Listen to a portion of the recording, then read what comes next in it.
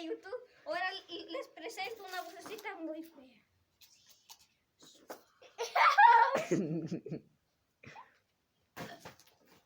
No, cabrón. Bueno.